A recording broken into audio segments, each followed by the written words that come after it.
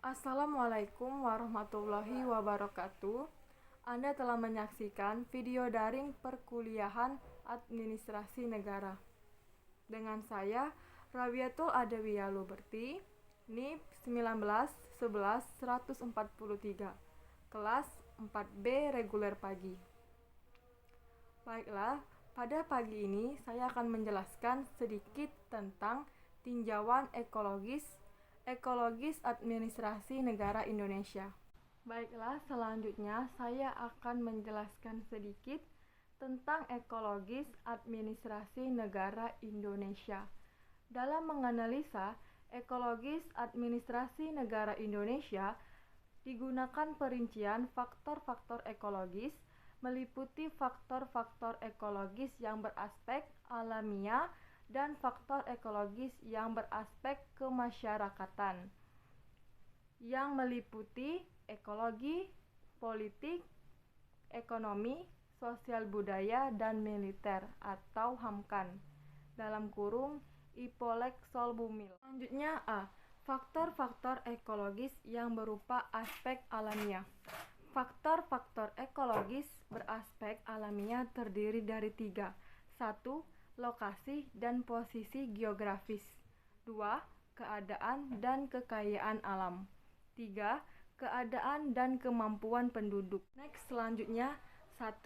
Lokasi dan posisi geografis.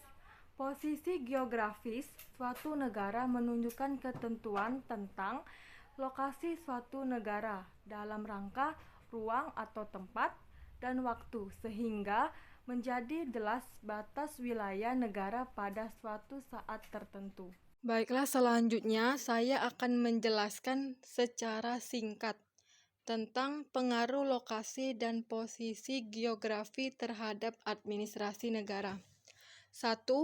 Bentuk wujudnya ke dalam geografi Indonesia merupakan kepulauan terdiri dari 13.667 buah pulau besar dan kecil dengan luas wilayah daratan 1.919.170 km persegi dan luas wilayah perairan atau lautan 5,4 juta km persegi, sehingga keseluruhannya mencapai sekitar 7,3 km persegi.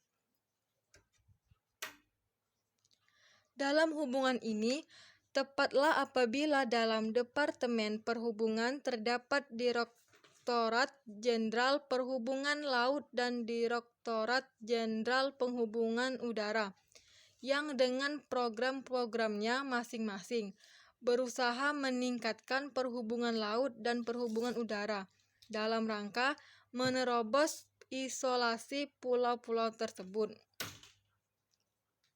2. Letak astronomik Indonesia ialah di antara 90 derajat dan 141 derajat bujur timur.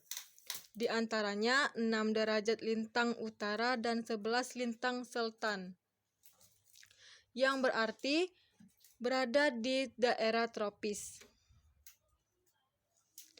Di samping itu, iklim tropis juga sering menimbulkan kesulitan berhubung besarnya curah hujan, ditambah sebagian hutan telah dibabat dalam rangka budidaya manusia.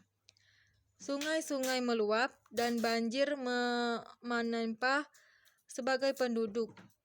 Dengan demikian, terjadi pertambahlah beban sakorlat penanggulangan bencana alam, yaitu mengatasi akibat banjir. 3. Posisi silang negara Indonesia terletak antara 2 benua dan 2 samudra. 2 benua tersebut ialah Asia di daratan utara Indonesia, di mana terletak negara-negara besar, sebagian wilayah Rusia, RRC, Jepang, dan India dan Australia di sebelah selatan Indonesia, yang orientasinya ke darat. Posisi silang demikian ini menjadikan Indonesia sebagian incaran ideologis, politik, ekonomis, sosial, budaya, dan militer. Di samping itu juga Indonesia seolah-olah menjadi medan terbuka yang dapat didekati dari segala arah. Atas dasar ini, diusahakan agar Indonesia mampu mengontrol wilayahnya dan menangkal bahaya-bahaya yang datang dari segala arah. Untuk mana perlu diciptakan seperangkat administrasi negara. Misalnya cara jajaran Departemen Hamkam dengan kemampuan di laut dan di udara tangguh. Badan Koordinasi Intelijen Negara, jajaran Departemen Luar Negeri dan sebagiannya. 2. Keadaan dan kekayaan alam. Negara Indonesia memiliki potensi kekayaan alam beraneka ragam. Kebudayaan alami dapat berupa tanah yang subur, lautan yang kaya akan ikan dan kehidupan laut lainnya, bahan tambang, dan sebagainya. B. Pengaruh administrasi negara terhadap geografi Indonesia. Pengaruh administrasi negara terhadap geografi, terutama lokasi dan posisinya, hampir-hampir tidak ada karena sifatnya alamiah. Tetapi pengaruh pada segi lain dapat ditelusuri melalui perubahan cara pandang atau wawasan bangsa Indonesia mengenai geografinya. Semula dianut suatu cara pandang batasan perairan sepanjang 3 mil. Laut diukur pada garis pantai pada waktu air pasang surut. Dalam hal demikian, seolah-olah wilayah Indonesia berbelah-belah menjadi beberapa bagian karena dipisah oleh laut yang cukup luas, dalam kurung lebih dari 3 mil laut, di mana kapal-kapal asing dapat memasukinya seperti di laut bebas.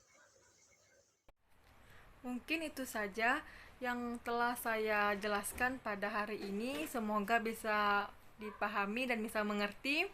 Dan jika saya ada salah kata-kata, mohon dimaafkan. Sekali lagi saya terima kasih.